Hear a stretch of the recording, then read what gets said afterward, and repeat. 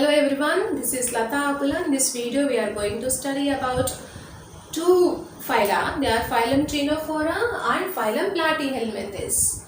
So the phylum Ctenophora is commonly called as sea walnuts or comb jellies is the common names for the Ctenophora members, and these are mainly marine animals present in the sea water only, and they exhibit radial symmetry. What is radial symmetry? When we cut an animal in any direction that divides the animal into two equal halves, that is called as radial symmetry. And these are diploblastic animals. Diploblastic means they consist of two germinal layers, that is outer ectoderm and inner endoderm. They exhibit a tissue level of organization, that means they consist of only tissues, organs are absent, and body bears 8 external rows of ciliated comb plates are present, right?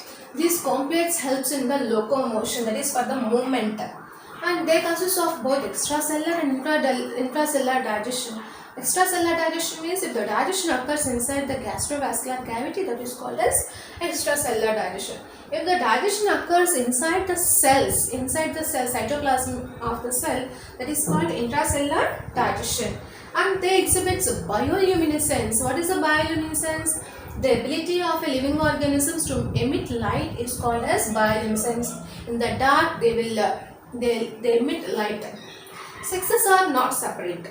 In this, these are hermaphrodites. That means both male gametes and female gametes are produced in the same animal, that is called as hermaphrodite nature. And in this, the fertilization, they reproduce mainly sexually, and the fertilization is external. In most of the aquatic animals, the fertilization is external. That means both the male gametes and female gametes are released outside.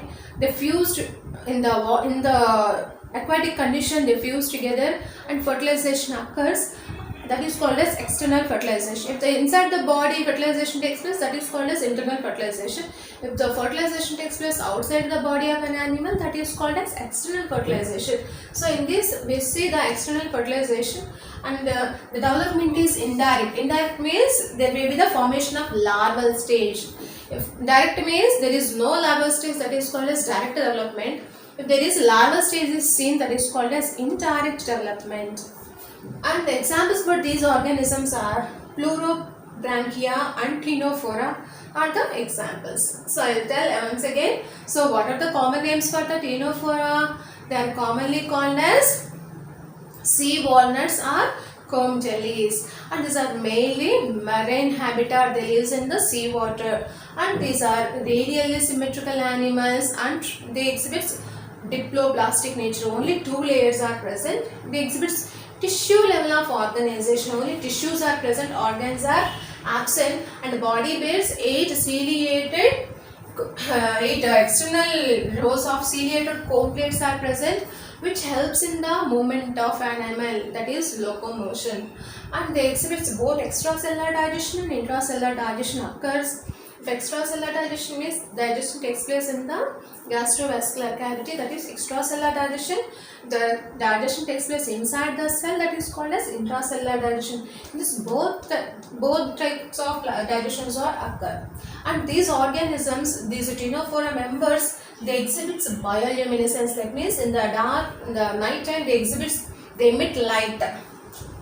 And sexes are not separate, hence they are hermaphrodites. And the reproduction is by means of sexually, and fertilization is external. External fertilization means what? Fertilization takes place outside the body of an animal is called as external fertilization, and the development is also indirect. Indirect means there is a larval stage is seen. Examples are Pleurodranchia and Ctenophora. And next one is the phylum Platyhelminthes. This Platyhelminthes, if you see the body is like ribbon shaped structures. The body is flat, dorso-ventrally flattened structures, hence these are commonly called as flatworms. What is the common name for these organisms? Platyhelminthes are commonly called as flatworms because the body is dorso-ventrally flattened like ribbons, and these are mostly endoparasites. Where these organisms mostly live, they live mainly in the inside the body, digestive tract of the animals and human beings, including human beings, that these are found. And these are bilaterally symmetrical animals. What type of symmetry they exhibit? If you cut an animal in one direction, that divides the animal into left and right equal halves, that is called as bilateral symmetry, and they exhibit triploblastic nature. Triploblastic means what? There are three general layers are present there: outer ectoderm, middle mesoderm and inner endoderms are present, that is called as triploblastic nature, and they do not have any coelom. So between the body cavity and gut there is any cavity is present, that is called as coelom, but there is no coelom, hence they are coelomates. They exhibit organ level of organization. Here we have seen tissue level. In this they exhibit organ levels. There are some organs are also present, hence they are organ level of organization, and these organisms are mainly parasites. Endoparasites means they live inside the body of an animal, that is called as endoparasitic, and because of that parasitic nature, near to their mouth there are some hooks or sucker like structures are seen. Hooks and suckers are found near the mouth region. Hooks and suckers are present for attachment to the for the parasite for the attachment to the host body or for the anchorage. There are hooks and suckers are present, and some of them they absorb nutrients directly from the host through the body wall. Here in its surroundings, if there is digested liquid form of the digested food is present, through the body walls by means of diffusion that will absorb the nutrients into the body. So by means of diffusion they absorb the nutrients directly into the body. Okay, and they have a special type of cells, flame cells. Flame cells are present in these animals. They are made for the regulating the osmotic balance and also for the excretion. So flame cells are the meant for osmoregulation and excretion. There are flame cells are present, and these are also hermaphrodites. That means both male and female sex organs are present in the same, gametes are present in the same animal, that is called as hermaphrodite. These are hermaphrodites, and they consist of the fertilization is internal. Here we have seen the external fertilization, that means the aquatic habitat, if the fertilization occurs, that is called as external fertilization, but here fertilization takes place inside the body of an animal, hence it is internal fertilization, and the development is indirect. There are so many larval stages are found, and through the larval stages the development occurs, that is indirect development occurs. And in this platyhelminthes there is one member very important, that is planaria.